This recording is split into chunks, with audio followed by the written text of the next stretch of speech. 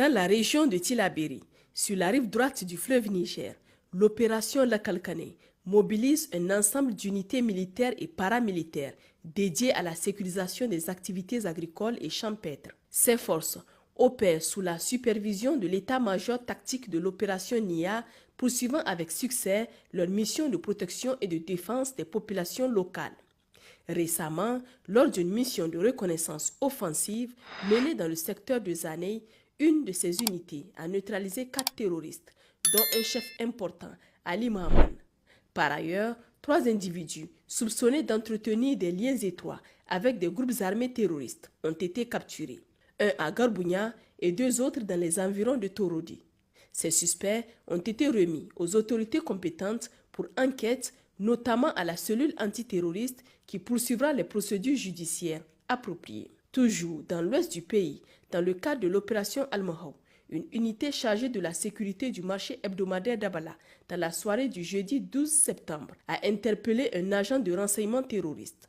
Cet individu, déjà dénoncé à plusieurs reprises par la population, était impliqué dans la planification d'actions hostiles en coordination avec ses employeurs visant les forces de défense et de sécurité ainsi que les civils.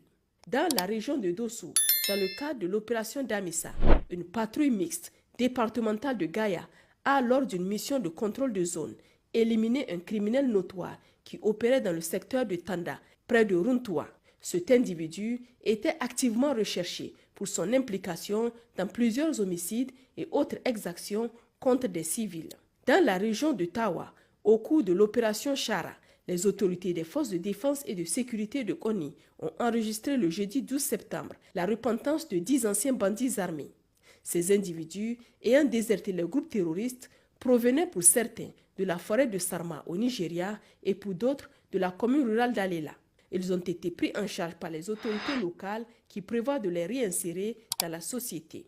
Ce geste de repentance est salué par les autorités qui appellent les autres individus égarés à suivre cette voie de paix et de réintégration dans la communauté nationale. Le lendemain, à milieu de journée, les forces du poste frontalier de Tafouka, situé à environ 36 km au sud-ouest de Konni, ont arrêté un complice actif des bandits armés. Cet individu, infirmier de profession, fournissait des soins et des produits pharmaceutiques aux bandits opérant dans la zone frontalière. Lors de son arrestation, une quantité importante de médicaments et autres produits médicaux a été saisie. L'affaire est désormais entre les mains des autorités compétentes pour une enquête approfondie. Dans la région de Maradi, dans le cadre de l'opération Farotobusha, dans la nuit du 11 au 12 septembre, un membre d'un gang criminel opérant dans la zone frontalière a été arrêté par une patrouille de Garunkaura après avoir fait irruption dans une concession à Nachambé. Cette arrestation fait partie des efforts continus des FDS pour combattre le banditisme transfrontalier qui représente une menace pour la sécurité des communautés locales. Dans la région de Zender, sous la juridiction de la zone de défense numéro 3, une patrouille chargée de sécuriser les travaux du pipeline dans la zone de Tesker a intercepté un véhicule transportant une cargaison illégale. Les forces de sécurité ont saisi 1550 cartouches de cigarettes de contrebande. Cette opération met en lumière l'engagement des forces de défense dans la lutte contre le trafic illicite, un fléau qui menace l'économie locale. Au nord du pays, dans la zone de défense numéro 2, la brigade d'intervention et de recherche d'Agadez a, lors d'une fouille minutieuse d'une camionnette venant d'un pays voisin, découvert 20 boules de chanvre indien, soit près de 10 kg de drogue. Cette marchandise a été saisie et remise à l'Office central de répression du trafic illicite des stupéfiants qui mènera l'enquête afin de démanteler le réseau de trafiquants. Chers concitoyens, les opérations de sécurisation se poursuivent à travers le pays. Nous vous encourageons à continuer à soutenir ce élan patriotique en fournissant des renseignements utiles et fiables aux forces de défense et de sécurité.